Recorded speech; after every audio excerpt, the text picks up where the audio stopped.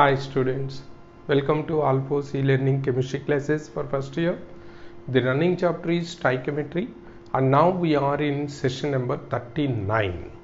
In previous session we discussed about a unique concentration term which is related to oleum. It is nothing but percentage labeling of oleum. And before that we discussed about one more unique concentration term which is nothing but volume strength.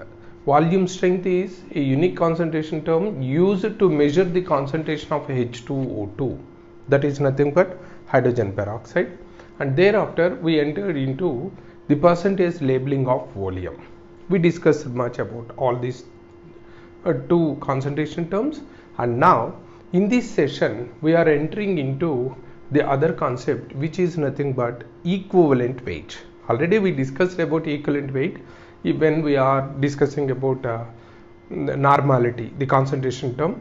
In addition to molarity, when we are using normality, there we use that word which is nothing but a gram equivalent weight. Just I gave some highlighted point, that is nothing but only the glimpse of that equivalent weight I provided to you. And now in this from this session onwards we are going to get all the details, total details, how to measure, what are different methods to measure that, and first of all what is gram equivalent weight and how it is formulated. All these things we are going to discuss in the coming sessions also.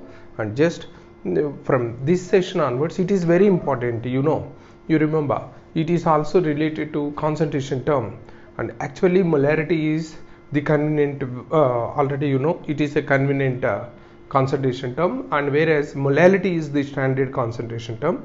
But regarding the equations, when it need to balance the equation, without balancing the equation to calculate the weight relations or some other relations, the best concentration term used is nothing but normality.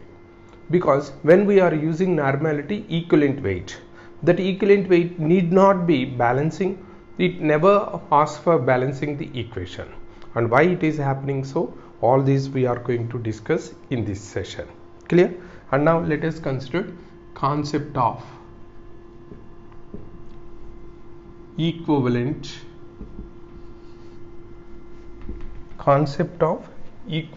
weight. First let me explain what is equivalent weight, what is the importance of that equivalent weight. You remember, in a chemical reaction, the reactants are always combined in particular compositions, that is nothing but in particular ratio they are always involving, is it not?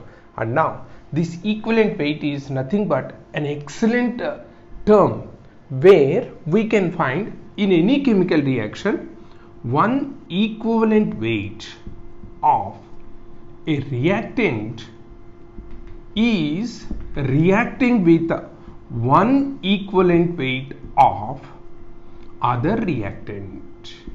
This is the reactant. This is the main theme of the equivalent weight.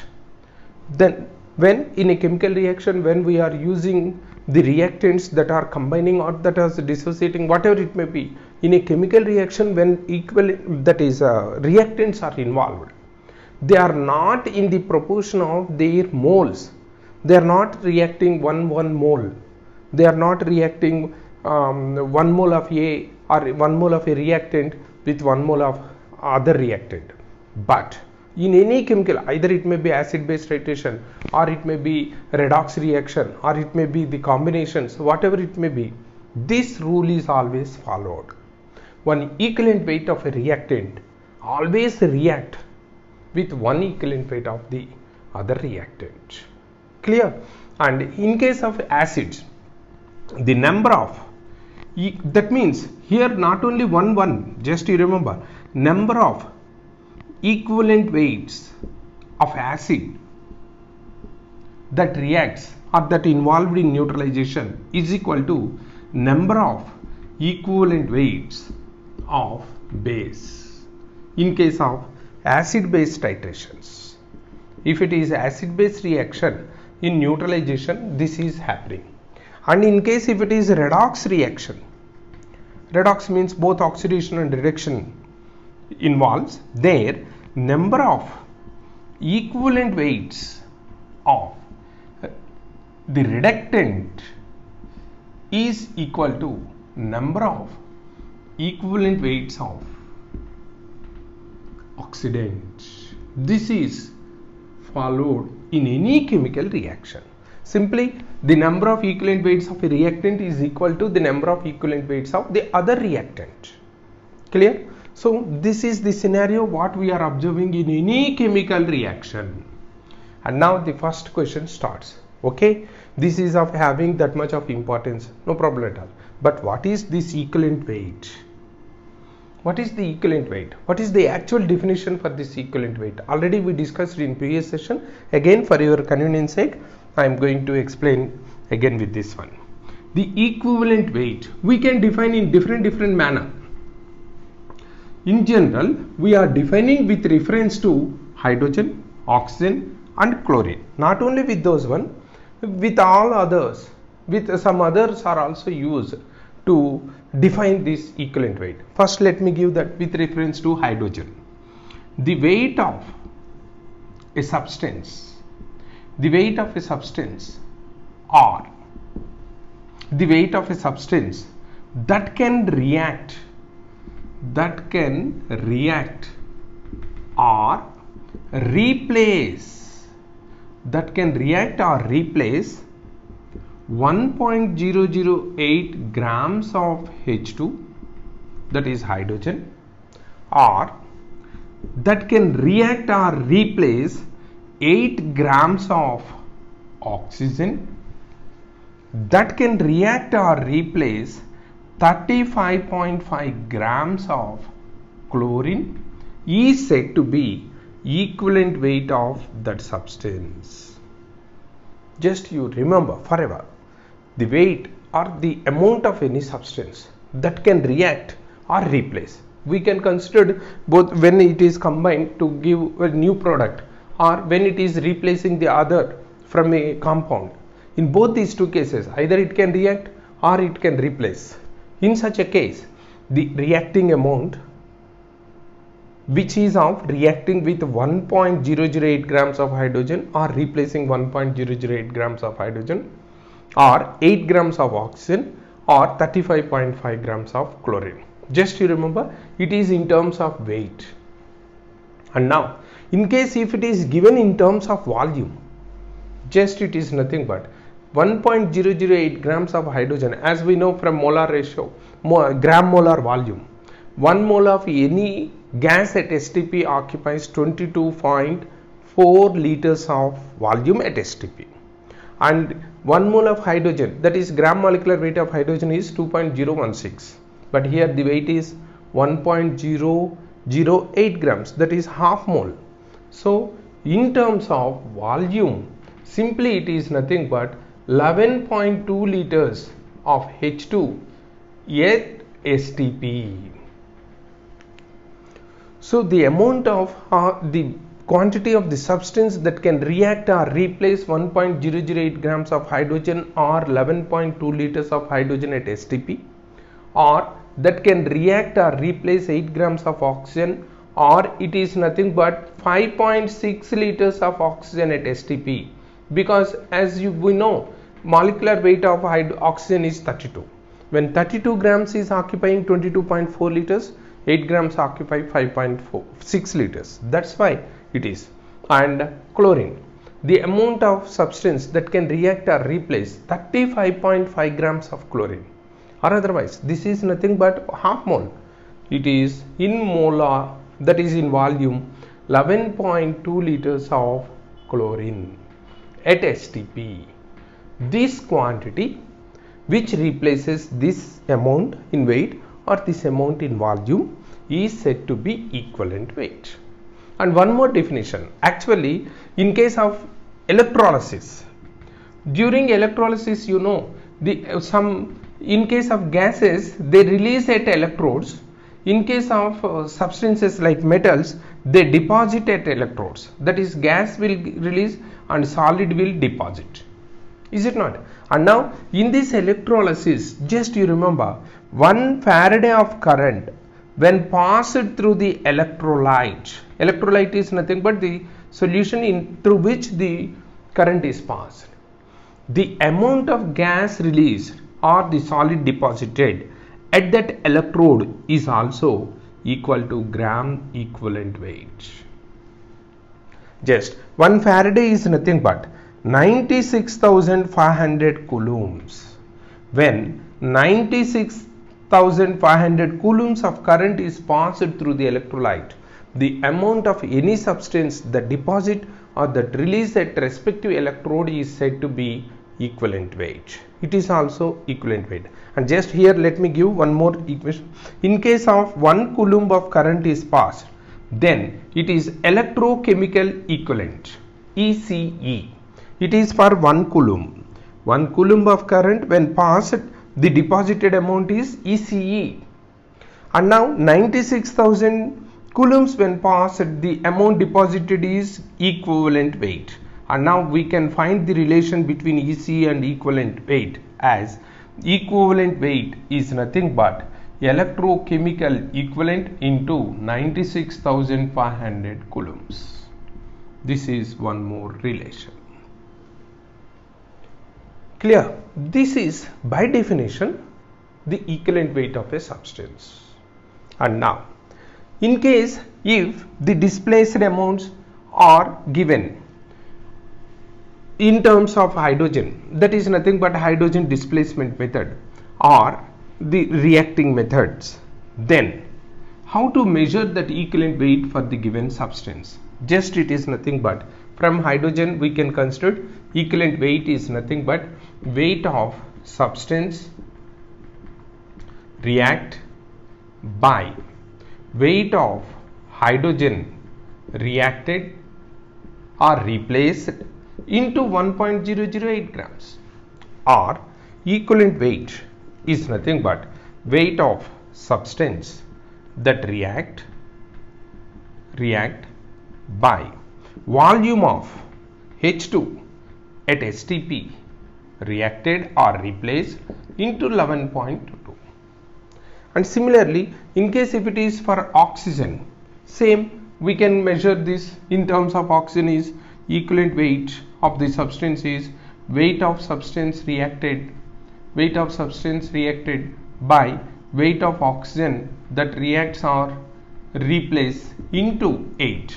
And in if it is volume of oxygen given, then equivalent weight of substance is weight of substance that reacts by volume of oxygen at STP that reacted into 5.6. And similarly, I think now you got the idea how to measure when chlorine is given.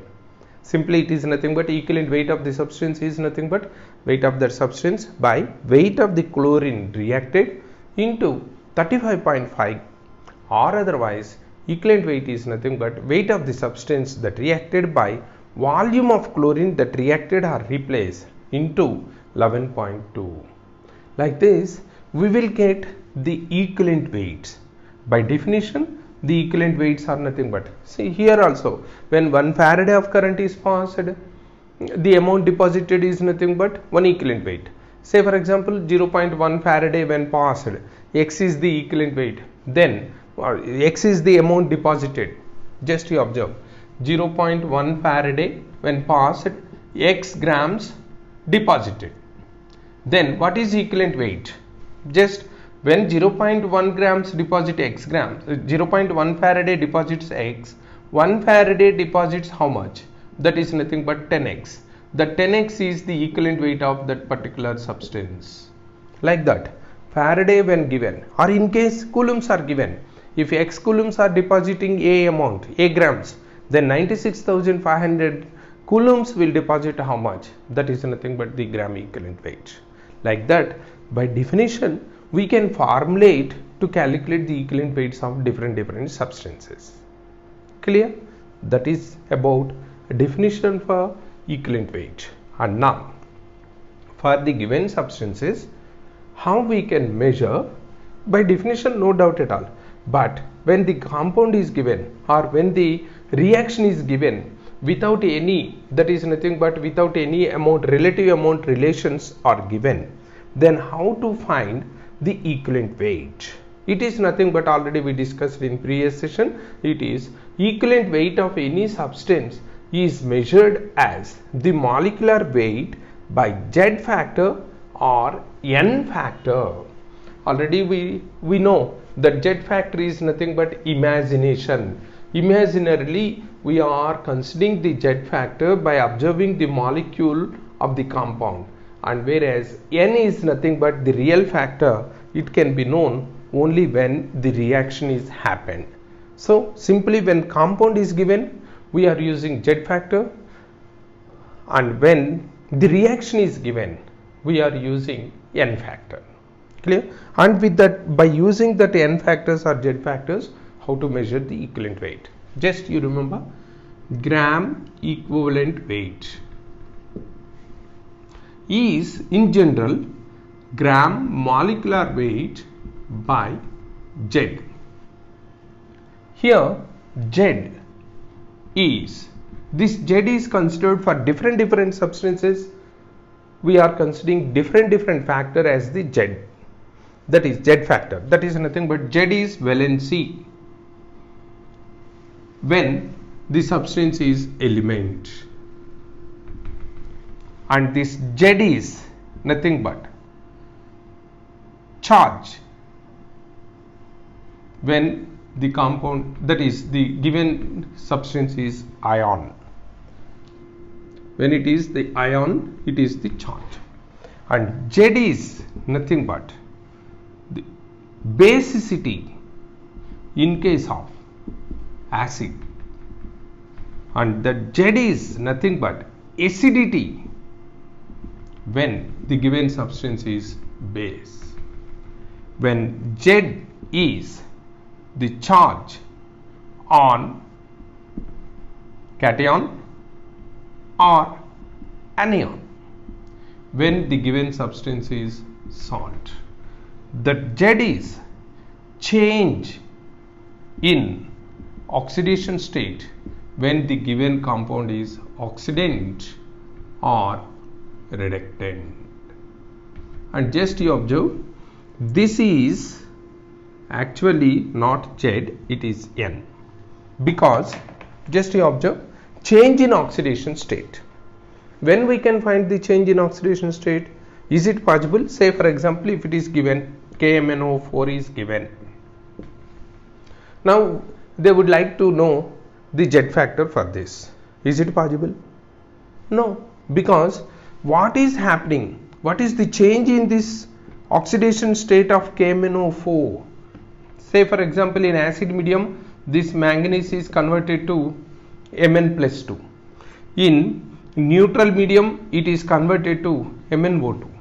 In basic medium, it is converted to MnO4-2. With all this, now in this one, already we know it is in +7 oxidation state. So only by considering the KMnO4, we can't consider the Z factor, because Z here in case of this oxidant, Z is nothing but the change in oxidation state. Change in oxidation state can be known when it is involved in the reaction. And just now we defined that when the substance is involved in the reaction, then it is no more Z, because now we are entering into reality. In such a case, that is N factor. Okay, are you following? So N factor is considered when reaction is happened. Then only when we are observing the reaction, what is happening to that given particular compound, if we observe, then only we can consider this reality factor N. Only by considering the KMnO4, we can't consider the Z factor. In such a case, N. Clear? And now you can observe when it is in acid medium, here +7 to +2, that is 5 units change. This is N factor in acid medium. Then that means here in acid medium, equivalent weight of KMnO4. KMnO4 is nothing but molecular weight by 5. This is in neutral medium. In neutral medium, KMnO4 equivalent weight is molecular weight by, here you observe it is plus 7, but here it is plus 4. Now the change is only 3 units, and thereby molecular weight by 3. And in case if it is basic medium, that is alkaline medium, basic medium or alkaline medium, molecular weight by 1. Why so? Because it is plus 7, here it is plus 6. Only 1 unit change is there. So in basic medium or alkaline medium, KMnO4 is having the gram equivalent weight and gram molecular weight the same. Are you following these conditions? That is about the oxidant or reductant jet factor. Actually, just you remember, jet factor is not useful in case of oxidant and reductants, because here when the reaction is happened, what is the change in oxidation state, that is useful in finding the gram equivalent weight with this formula. And when the reaction is given, automatically it is of related to reality, and there we are using N factor. Clear? And now coming to the others. Salt. Say for example Na2CO3 is given. Here you can consider Z as Na plus 1. But this type of ions 2 present. So totally it is plus 2. You can consider this 2, or here carbonate is having minus 2. Here you can consider 2. It is because in salt we know the sum of positive charges is equal to the sum of negative charges. Because when these two are equal, then only we can get the salt with neutral charge. Is it not? So don't take both these two sum, that is cation charge and anion charge. If you are taking always sum, it is always 0. So we should not consider like that. Just you remember, we have to take either the total positive charges possible, cation charges, or the total anion charges. We should not consider there the sign. Only the charge quantity, magnitude of the charge you have to take. Clear? That is in case of salt. And acidity. You know what is acidity? Acidity is the word related to base, where the number of OH groups that are replaceable, the number of OH groups replaceable is known as acidity. For example, NaOH. How many OH groups present?